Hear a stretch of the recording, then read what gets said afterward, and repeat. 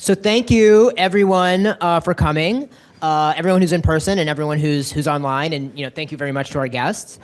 Today's event is Law and Technology: How Artificial Intelligence is Changing the Legal Industry. And all three of our esteemed panelists work and research at the intersection of law and technology, with particular experience in the application of AI to legal problems.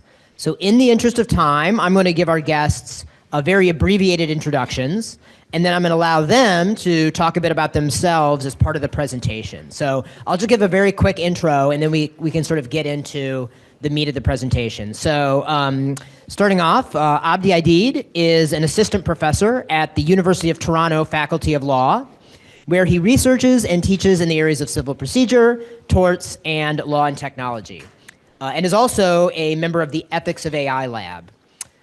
He has served as the Vice President Legal Research at BlueJay, which is a legal AI company focusing on tax law, where he's managed the development of machine learning-enabled research and technology tools. Megan Ma is a fellow and the assistant director of both the Stanford Program in Law, Science, and Technology and the Stanford Center for Legal Informatics. Her research focuses on the translation of legal knowledge to code, considering its implications in context of human-machine interaction. She also teaches courses in computational law and insurance tech at the Stanford Law School.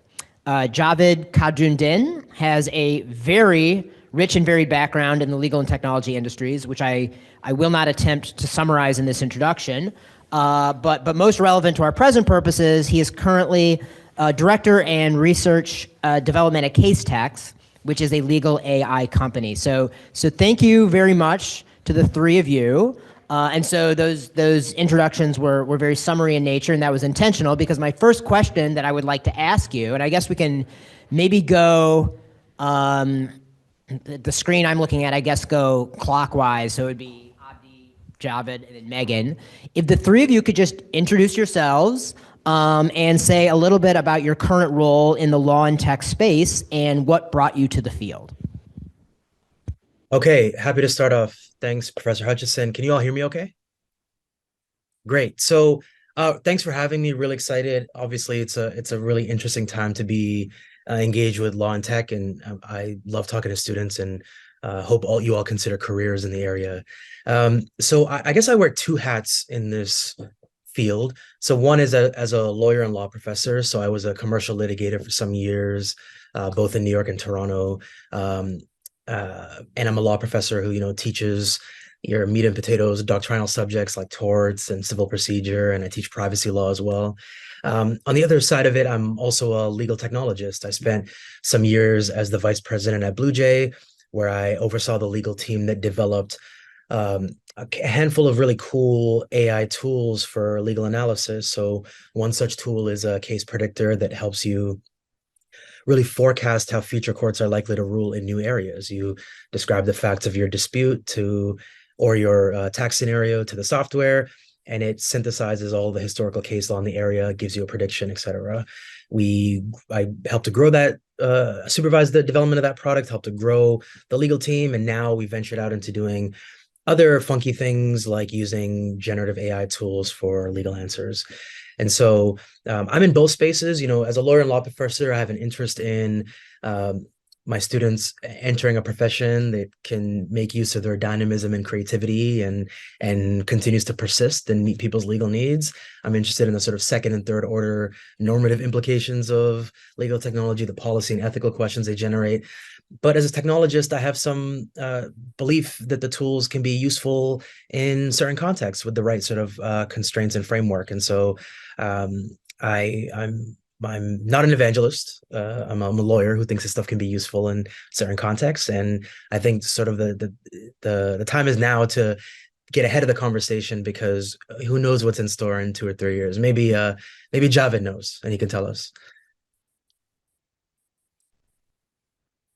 Thanks. Yeah, I'll go next. Thank you again for inviting me to be part of this.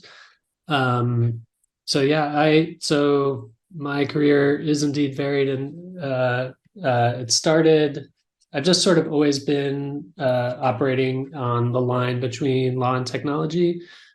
So coding since I was a kid, but I was also interested in the humanities, interested in law in college. So I went to law school and was like, I'll be a lawyer for tech companies, which is what I did for 2 years out of law school. I was working at Fenwick and West, which is a Silicon Valley law firm. I was serving startup companies, doing IPOs and venture financings and things like that.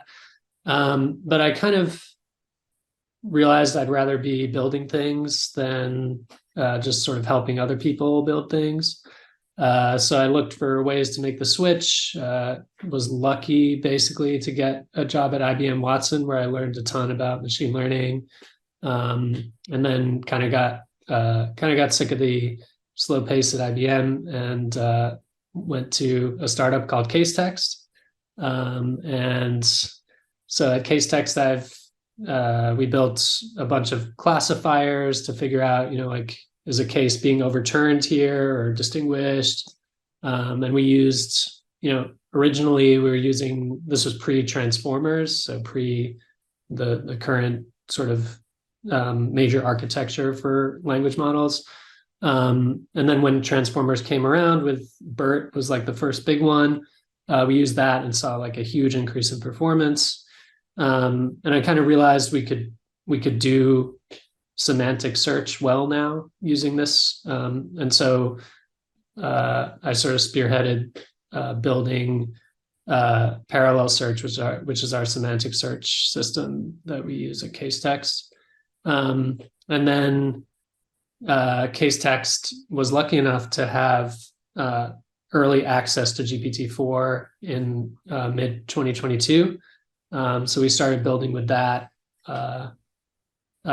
sort of before other people knew about it, and were able to hit the market as soon as it was officially launched. And so CoCounsel was the tool that we built with that. It automates a number of different sort of workflows that lawyers tend to go through. And we were acquired recently, so now I work for Thomson Reuters. What I'm doing now is, so R&D, we're trying to push the boundaries of what we can do with these large language models. Well, hello, everyone. I'm Megan. As it was introduced, I wear the hat of assistant director for both the Law Science and Technology program at the law school at Stanford, as well as the Stanford Center for Legal Informatics, or we call it CodeX. So at the Research Center, unlike sort of this typical research center in the law school, which is law for X, we actually are tech for law. So our interest is, how do you integrate and how do you build technology for law? A little bit about my background. I think it's a mixed bag as well.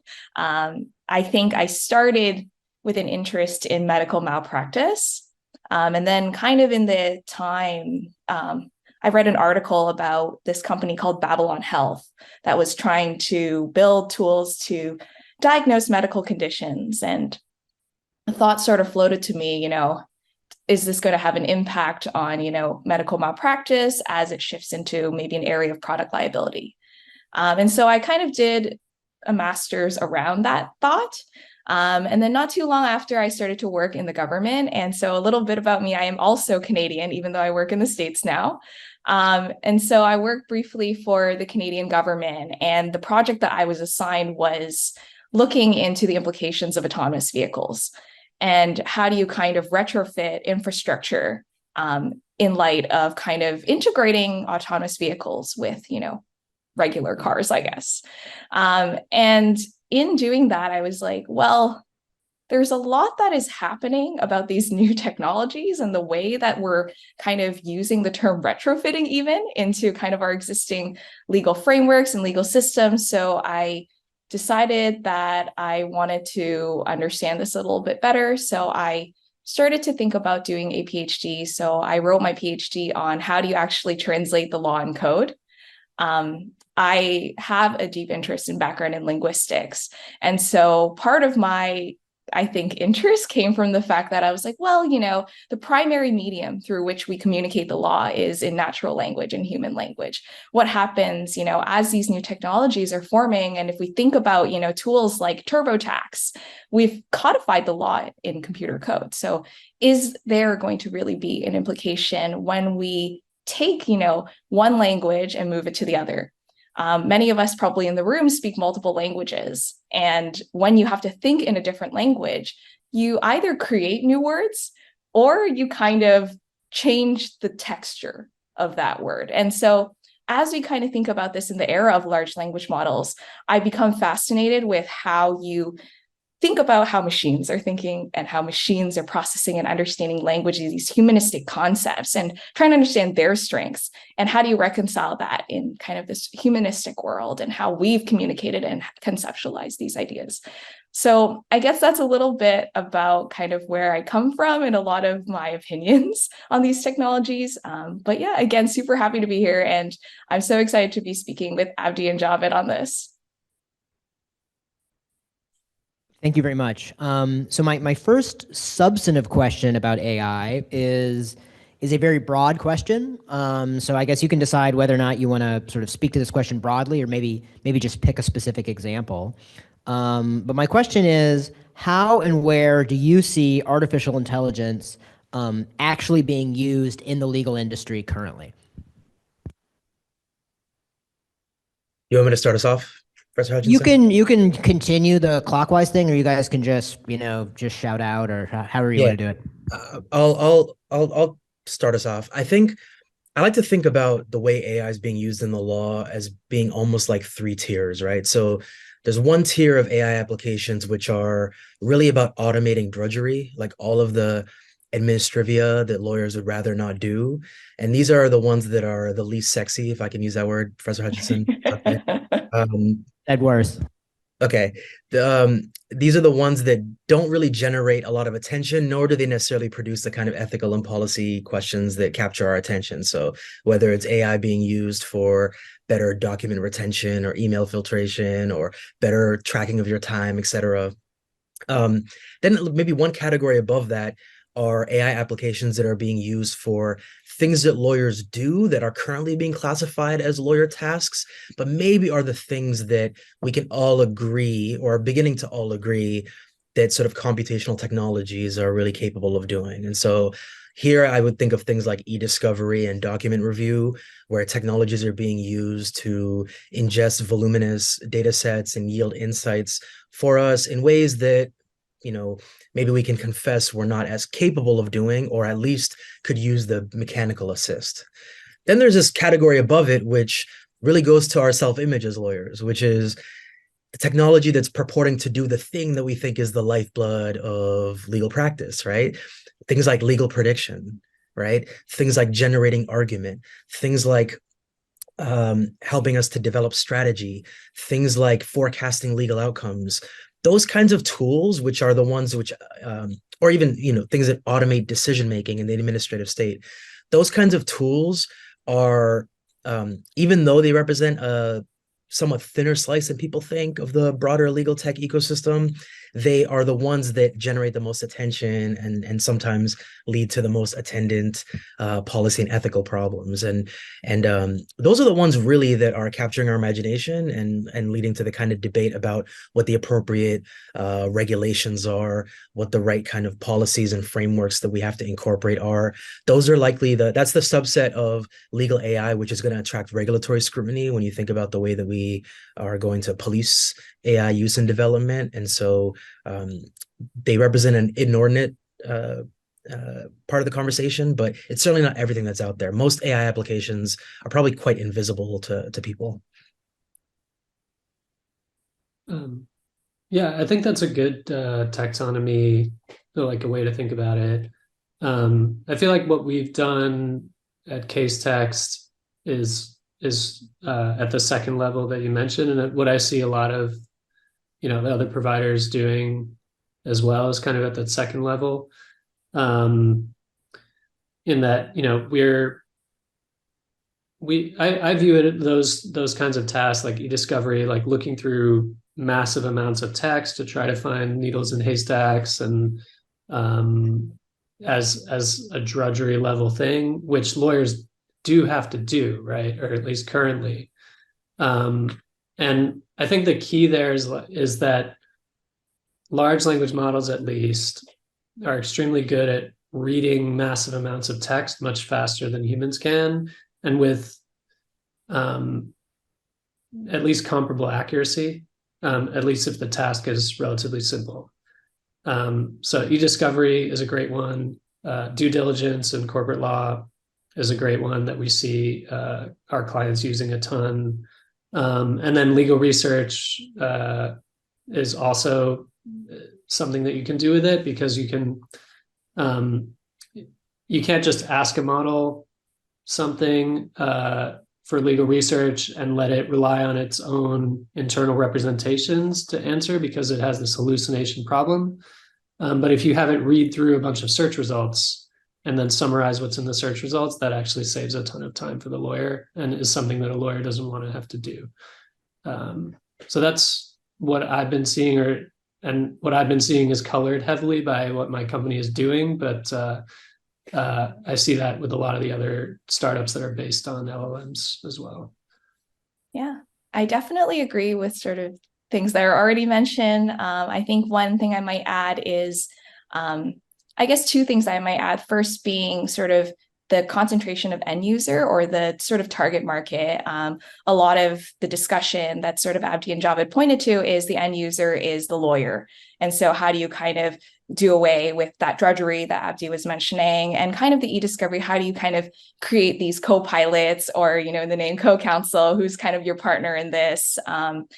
And I think I might say that there are also applications out there that are looking at sort of consumers, or, you know, the average person as the end user.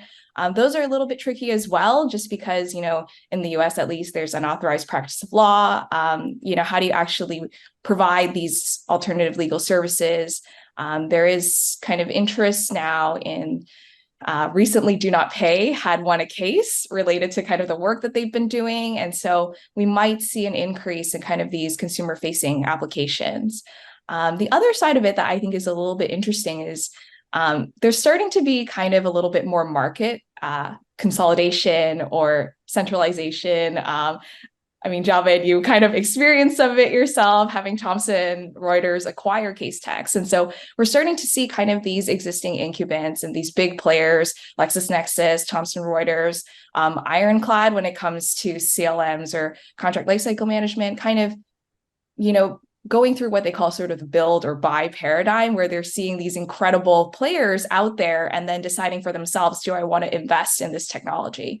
And so beyond just the actual type of AI tool or type of sort of large language model that is being considered, there's also like, how is the kind of landscape shifting? And, you know, if you are interested, for example, in joining the startup space, you know, what are those pockets that you might be interested in kind of wedging yourself in? And what we're seeing here is that law firms, they have a huge sense of trust for these incumbents. So e-discovery, for example, Relativity, they're making a lot of great acquisitions. With Everlaw, they're investing a lot in generative AI tools. And so how do you kind of position yourself when you're a startup kind of in either of these spaces within those tiers and taxonomy that Abdi outlined? You know, what is kind of the new sort of area to enter into? We also see as well, you know, areas that are fresher, which is, you know, immigration, for example. We're starting to see like people interested in how do you actually build tools to kind of simplify the immigration process. We know that there's a lot of common form filling. So how do you kind of automate some of that? So yeah, I think that that's some of what we're seeing as well.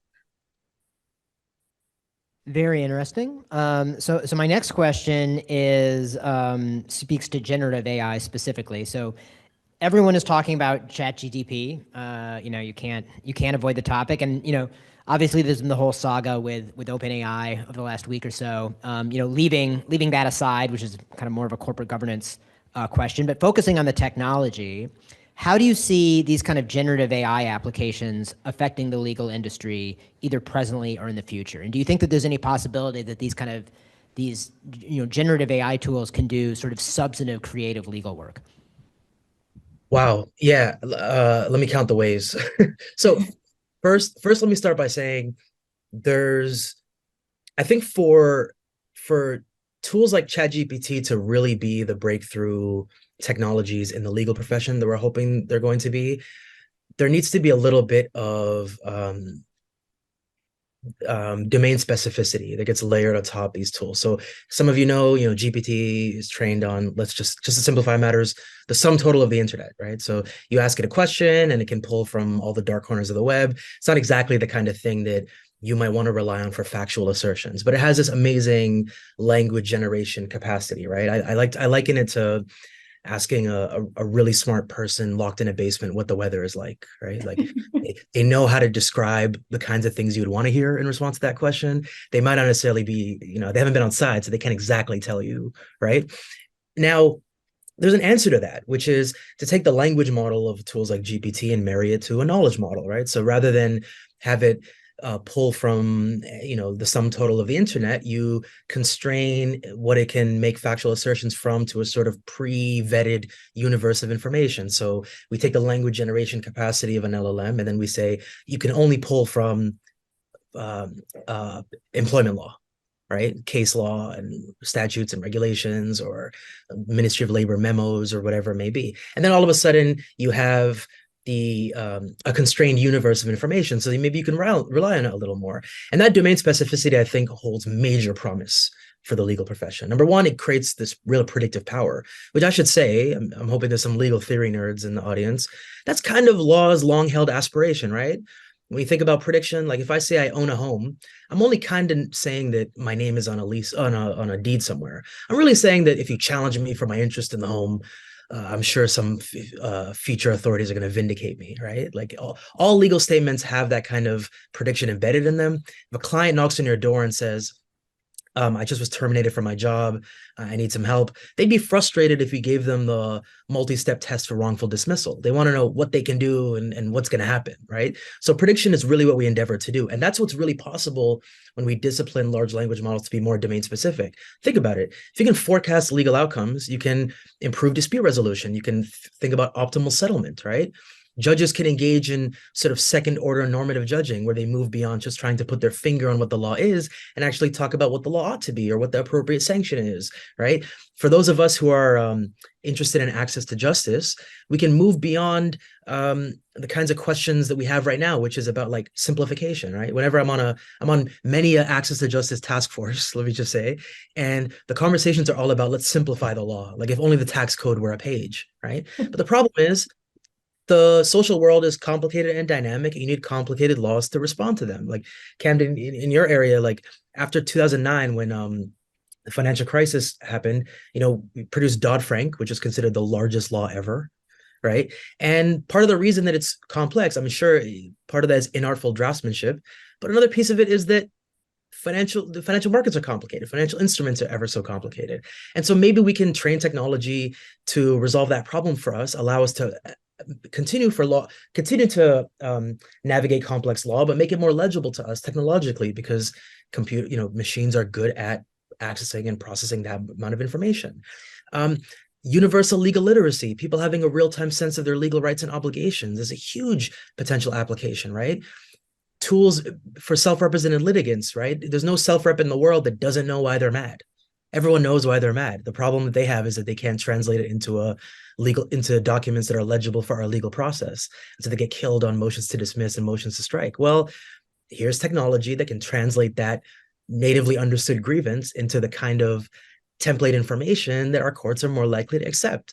Like it's the opportunities are so self-evident in the world of the law that really the bigger problem for us is whether we're going to be able to land the plane effectively and stay out of our own way, basically.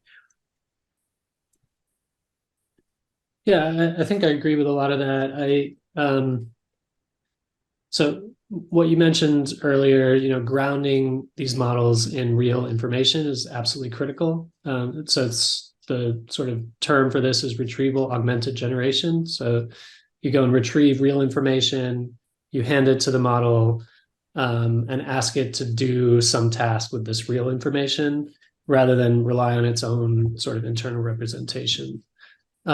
That's absolutely critical. And then the other piece that I would say is critical is that these systems, we're getting to like 95%, maybe 98% accuracy.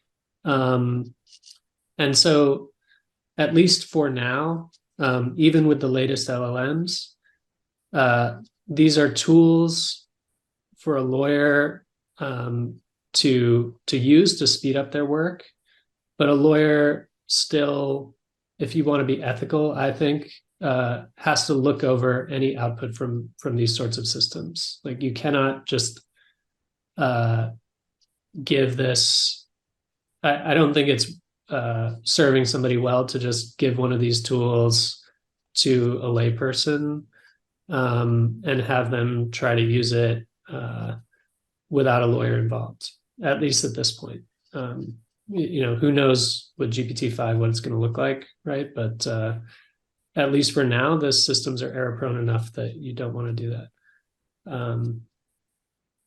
Maybe in certain extremely narrow circumstances you could, but yeah, that's sort of what I think. And so in terms of like impact on the industry, it's again, I think it's elimination of drudgery, but not substituting for a lawyer's judgments and not giving you something that a lawyer can just or a layperson can just use right away. Yeah, so I definitely agree, obviously, again, with the both of you.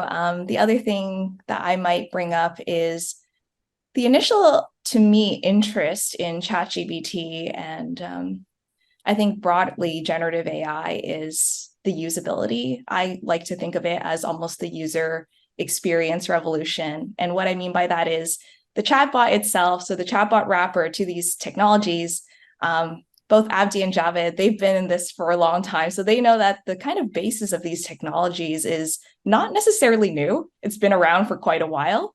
What's I think novel is actually piecing together this sort of chatbot wrapper to it. And so now people have an engagement point that is incredibly easy to access. And I think that really was a game changer here. The other piece specific to lawyers, I think, is that Microsoft got involved. And so all of lawyers' favorite tools in the world, Microsoft Word, Outlook, now they're impacted by generative AI. And so lawyers, their ears peaked. I mean, I don't know if you can peak ears, but their ears definitely perked up to that. And so for them, they were thinking, what is this going to do for me when I'm using these tools every day? And for folks that I work with in responsible AI, for example, in Google, some things that they brought up were when you integrate these technologies so deeply in, say, Google Workspace, a lot of the idea is that you want to particularly hide certain parts of these models.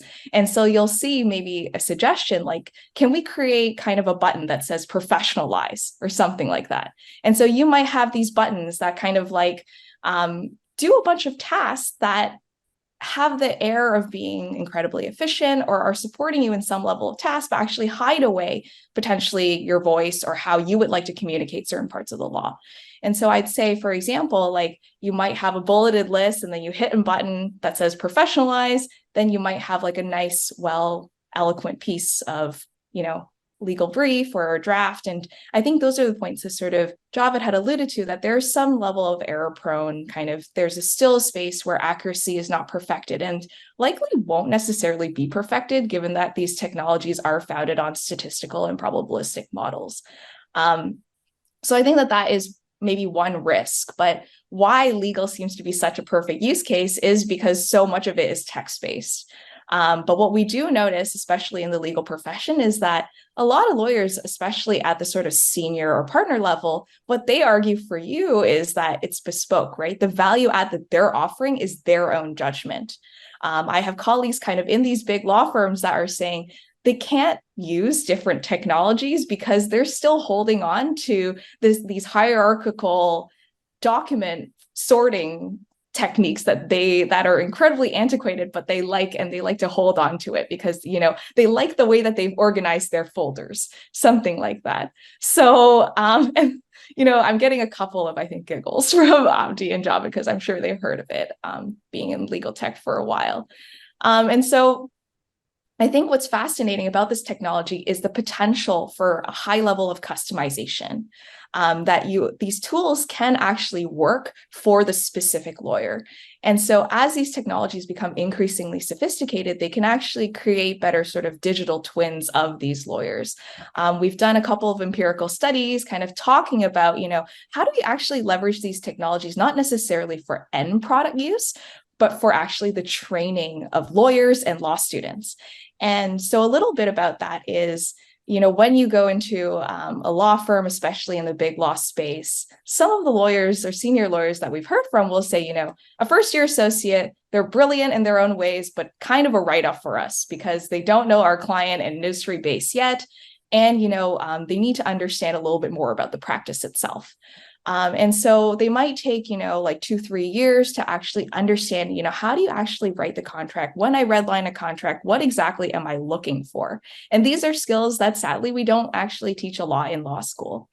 And so these tools are incredibly amazing at doing that. In fact, one of the things that we've been experimenting here at our center is how do you actually redline in a way that is particular to, say, Abdi or particular to Javed. And so they might be your mentors. And so when you go into a meeting as a junior associate to your senior, you can ask questions that are much more pointed and much more specific. And so the ramp up time that it actually takes for you to go from being a fresh face in the law firm to someone who already has some level of experience and knows exactly what, the senior associate is looking for, that's something that we think is going to be incredibly powerful. And so some of the things that Abdi had mentioned about kind of doing that substantive work, some of that interesting part, rather than kind of holding it in the end product state or the end sort of like drafting a contract state, there could be kind of these intermediary types of uses to kind of bolster up sort of the next generation of lawyers. And so that's a little bit about how I see, ChatGPT and other generative AI technologies as incredibly powerful. Thank you. So my next question is possibly related, but I'd like you to speak on the limits of using AI in law. Or to phrase the question a different way, what type of legal tasks is AI poorly suited to? It's a great question. So I hope I can take the opportunity to talk also about just some of the pitfalls, generally speaking.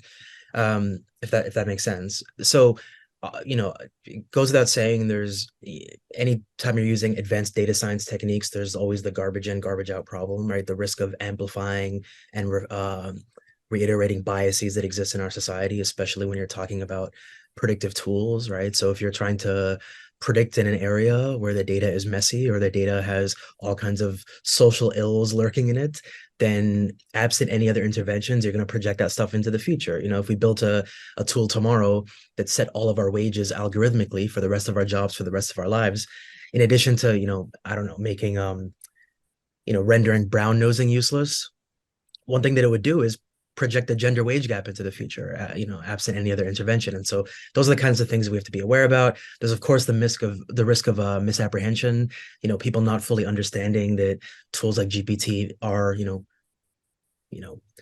probabilistic determinations of the next likely word and maybe not systems for factual assertions.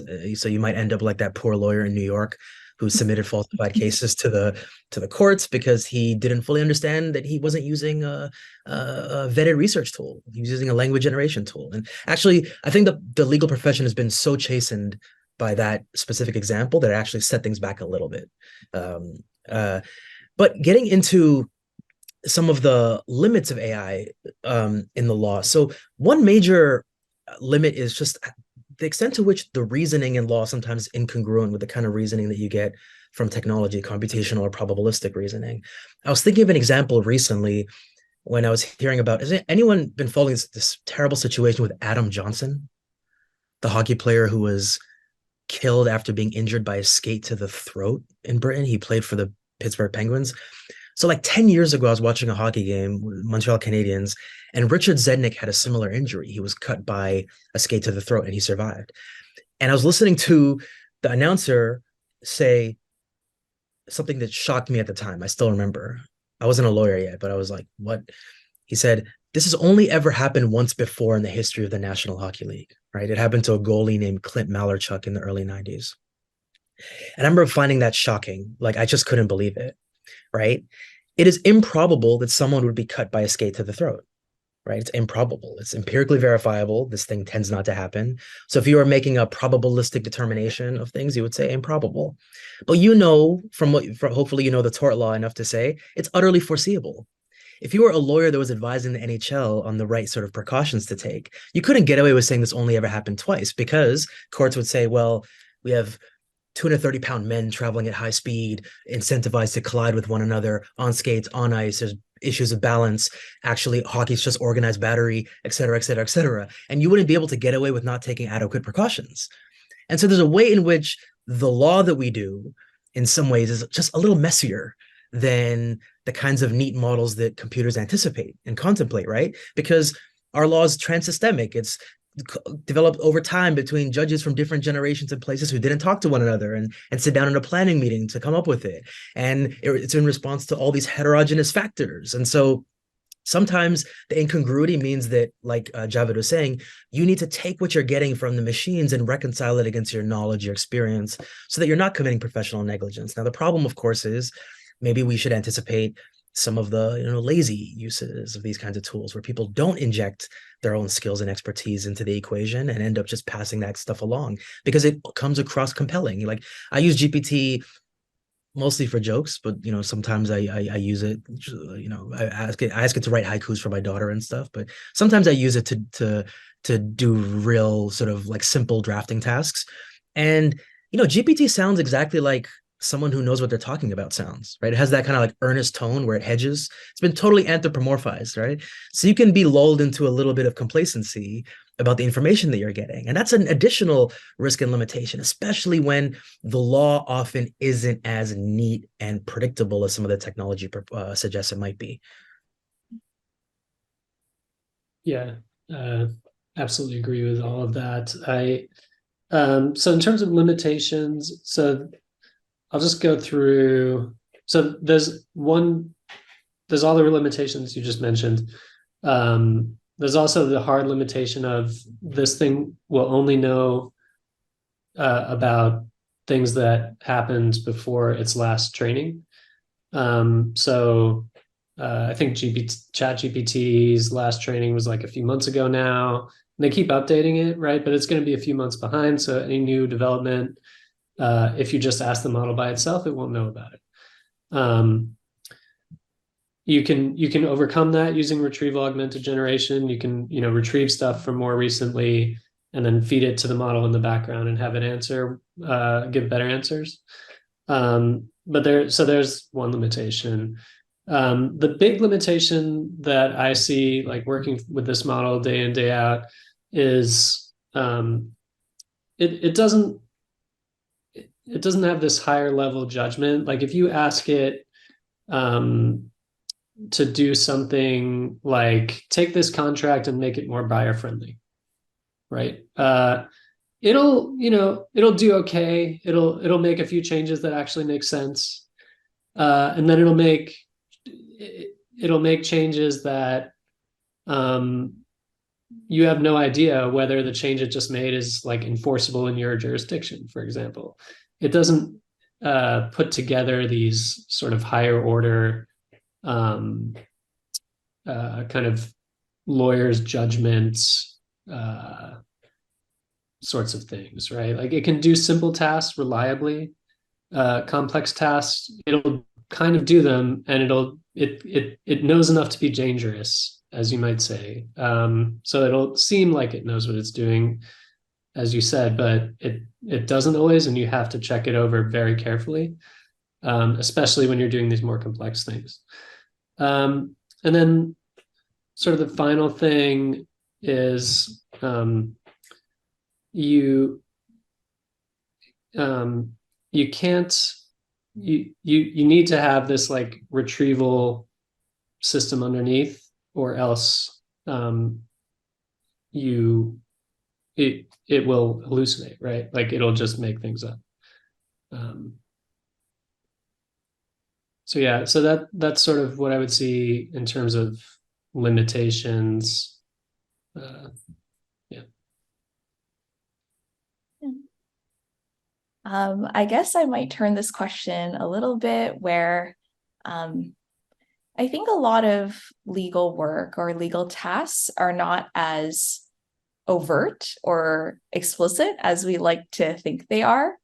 And what I mean by that is, I think we still don't necessarily have all the metrics out there to say, you know, this is a great contract and this is a good contract, or, you know, this is what a good lawyer does, or this is what a great lawyer does. And until we kind of have sort of clearer, I think, requirements around what actually is a legal task and those parameters, it's really hard to say that these models can benchmark or compare against human performance. And there's a lot of different factors that we weigh when it goes into kind of looking at good legal work or things like that for a human. And so how do we actually kind of leverage, I think, what I say are the strengths of the particular models or the weaknesses of those certain models? And for example, we started, you know, some of those benchmarking efforts. We built something called Legal Bench as like a sort of cross-disciplinary and cross-institutional effort to try to define, like, these are a bunch of things that we've decided are legal tasks. You know, can these models even perform those things? But we haven't actually gotten to the granular of, like, you know, when you look at a partner and why a partner kind of does things a certain way, you know, we haven't very clearly sort of outlined, you know, what actually that entails. And I think until we start doing a little bit more effort in this sort of evaluative space, it's really hard to say, you know, like, these are sort of hard limits of those models, because they could be sort of reimagined differently. But on the flip side, so a big sort of limitation that is talked about is this idea of fact hallucination, of course. And sometimes I like to turn it on its head, where when one thinks about fact hallucination, could we think about kind of using these models as that yellow notepad that lawyers really enjoy, kind of going down this creative venture? And I know both Abdi and Javed probably know better than I, but in sort of programming, there are two paradigms of the exploitive versus exploratory paradigm. And exploitive is kind of like very task driven, like, this is the task and we want to kind of have programs execute those tasks. Exploratory is like, you're trying to kind of think of ways, brainstorming ways to get to this goal, in a sense. And I'd like to think that these models are fantastic in the sort of exploratory realm. And so when we think about kind of using these models, some of the things that we're trying to build here is, can we create like almost simulations? And so the idea of kind of these chat-based agents have sort of reemerged. And so we're thinking about, how do you actually sort of simulate things like contract negotiation or simulate litigation strategy? Since they're so great at sort of dreaming up scenarios, they might be able to offer up, you know, alternative perspectives that were not thought of by the lawyer or the law student or, you know, a legal professional. And so we kind of think about kind of using these models that, yes, we know what are those clear limitations, and they're largely held in this accuracy space. So can we kind of like think about, you know, alternative uses so that we can, in a way, almost circumvent some of these like very, very clear risks that are out there, and kind of play on it and say, let's use it for training. Let's think about kind of how we get into these alternative spaces. So I guess, yeah, so in short, two things is, we need better benchmarks for ourselves and what we are as lawyers and legal professionals. And the other side of it is, you know, can we think about really alternative uses for these models? Could I add something quick on that? Yeah. Is that okay? So on Megan's point, I want everyone to think about how law hasn't had a quality movement the way that you had in, say, medicine, right? Medicine had an empirical turn at some point, and they said, we're going to have things like standards of practice. And that's why now your oncologist has information that comes from about best practices about how they should treat certain types of cancers. In the law, we have no such thing. And maybe that's because we're self-regulated and we have a monopoly on the provision of legal services, which is like a petri dish for all kinds of anti-competitive behavior to grow. But, you know, some of it is our, you know, I hate to say it, doctrinal barriers to having our day-to-day scrutinized, right? If you said, I'm going to evaluate what a lawyer does day to day, they would immediately push back with, like, Solicitor-client privilege is sacrosanct, and confidentiality makes this impossible. But medicine has a more compelling case for confidentiality than we do. It's just that they're operating in a space that things are existential, people die. And we don't think, for whatever reason, of ourselves as having this kind of existential function, even though often we're implicated in people's life, liberty, and property. So that's one thing I want to say. Like, we got to get it together when it comes to being able to have some real standards for what we do. Like, I hope you're all good lawyers. I'll probably never know. I'll encounter you, I'll hire you, I'll probably never know. In economics, it's what's called a credence good. You set the price, you determine how much I need, and you evaluate its quality. I'll never know. It's like your mechanic. You take it in for an oil change. They're like, I have to change the brake pads, otherwise you're going to die. And you're like, really? And then you won't even know if they did a good job until 5 months later when it breaks down. That's the environment that we're in as lawyers. And we need to be more accountable to the public than that. The other thing is, like, we need to increase our tolerance for inaccuracy and error in technology in general. We're talking about sophisticated technologies. We're not talking about hitting the space bar and the cursor moving a millimeter on your word processor. If my space bar doesn't move the cursor, I'm going to throw my laptop against the wall, right? But if my GPT, if the GPT tool doesn't give me the exact same response, I have to treat it much more like a relationship than I do the mechanical process. Right. So think about GPT like, I don't know, the way you think about an intern or something, right? Like they have all the time in the world. They can speak well. They are tireless. They're really eager to please. They're available 24/7, but they don't know anything yet. And so what would you do with that person in real life? You would recognize that the quality of what they give you is directly proportional to the quality of your instruction. You would recognize you have to redirect them, and you would never pass on what they do without checking. Right? We have analog templates for these kinds of things in our lives, right? These are not shocking challenges for us. They have the veneer of involving fancy tech, but it's an old problem, right? Trust but verify. Yeah, that's absolutely right. That's something I tell our customers all the time. Is the rule of thumb is treat it like a first-year associate on their first day, like very smart, willing to work 24 hours, right? Like, but can't trust their work product without looking at it. Yeah, totally right. Okay, so great. We've had some very good, detailed and substantive answers, which is fantastic. But I'm mindful of the time, so I'm going to maybe skip a question or two because I want to ask a question that I'm sure is on the minds of many law students, which is whether you see AI replacing lawyers in the future, or at least reducing the demand for human legal services. I'll say this really quick and then defer to my colleagues. I don't see it replacing lawyers. I'm not going to use the trite, well-worn line about AI is not going to replace lawyers. Lawyers that use AI are going to replace lawyers that don't. Whether or not that's true, I just want to point to like a couple specific things that are likely to happen. The efficiency gains that you're likely to see from AI are probably going to happen at what you might call the lower end of the paying market. Lawyers that are involved in repetitive tasks, like your personal injury lawyer that has to file 100 statements of claim. And the rate limiting factor for that person is how much money they can make is how many cases they can take on. They're going to be capable of performing tasks at a higher clip, more volume, right? That's going to make a difference.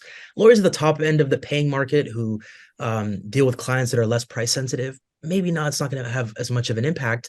If anything, it might supercharge what they do and allow them to explore alternative models. I think that middle tier of like the firm with 5 to 20 lawyers who are competing both up and down for clients, they have probably the most disruption to endure because there's going to be some reconfiguration, right? Some of them are going to be like, the economics makes sense to go at it alone. If the volume business makes more money, then I think you're going to see some reconfiguration there. But for the most part, all of that is going to be offset by all of the new legal problems that are going to emerge from technology, which are going to require litigators.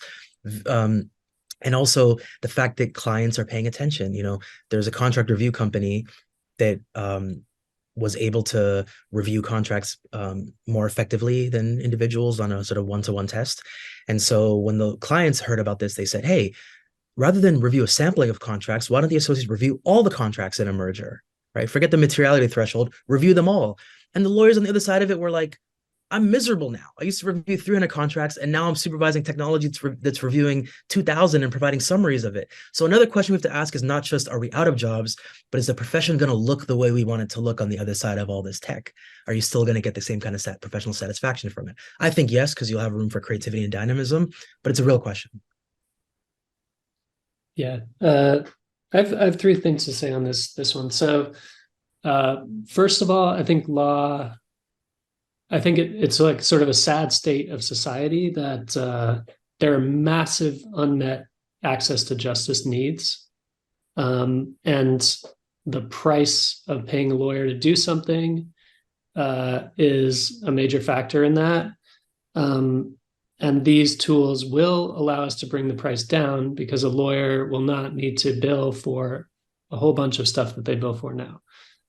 So they'll be able to handle these large volumes of caseloads much more easily, and we can meet those needs. So in an industry, if this were an industry where sort of demand is constrained, then you might see a problem with like, oh, now we don't need as many lawyers. We're not in that situation, unfortunately, right? There's a massive unmet need for justice. And so I think, I don't think this is going to put lawyers out of work just for that reason alone. But then the second point I would make is right now in sort of big law firms, we have this pyramid structure where you bring in a whole bunch of associates and you expect a lot of them to burn out and just quit the profession. That may change, which would be a good thing in my view. So instead of bringing in a ton of people who you intend to burn out on drudge work, you'll take in people you intend to make into partners, and that would be all right too. And then finally, there's an emotional side to being a lawyer, and it's actually super important. So a lot of legal work, I think, is people, they have an important contract for their business, or their kid just got busted for, I don't know, partying too hard. And they want somebody to talk to, another human who has looked at their case, who has done this kind of thing a million times before, and guide them through this process, which is extremely important for their life. And so I think that emotional side is going to be very difficult to replace with any kind of computing. So sort of three reasons why I think it's still a good idea to become a lawyer. Yeah, I absolutely agree with everything that's what's said. And as I've sort of said many times, I think that lawyers are due to become better, actually, because of how powerful these tools can be in the training space. The other side of it is, this is sort of an older kind of lesson I gathered was back in sort of like earlier days of legal tech, and there was a sort of interest in document assembly and that type of work. I was speaking with a startup founder who was interested in family law and kind of simplifying family law processes. And a lot of these particular cases, especially if there's child custody involved, are incredibly emotionally driven. And one thing that people had noticed with these technologies was that it actually allowed people to behave a little bit more rationally. I think because of the way that these technologies are helping them structure certain thoughts, and the way that it's sort of guiding them through these processes, which kind of removes some of like the, I guess, emotional or potentially anger and sadness kind of that comes out of these cases. And so I'd like to think that kind of as we transition into more integrated uses of these technologies in legal processes, that a lot of the darker sides in the legal space are going to kind of, I guess, be sharpened up not in the sense of like that these areas were not clever or something, but some of the messiness around it is going to have clarification. And kind of going back to we don't have any empirical record of what's a good lawyer what's bad, or maybe it's an empirical turn, or we're embracing the empirical turn soon. The other side of it is maybe, we'll have processes that are much more streamlined, that we're better at legal triaging or issue spotting than we were before. And the other side of it is maybe there are certain things that were so emotionally driven, or parts of law that, didn't have any rationality to it, that might, have that kind of rational layer to it, research. So those are some things that I think, but certainly I don't think that, I think we're far from this idea that these technologies are going to replace lawyers. That reassuring note. We actually have to end. Unfortunately, we're being hustled out of the space. So thank you so much to our three presenters. Let's give them a round of applause. Hopefully that picks up on the mic a bit. But thank you so much. This was a really a great event, and I really appreciate the three of you taking the time. And thank you everyone for attending. Bye. Thank you.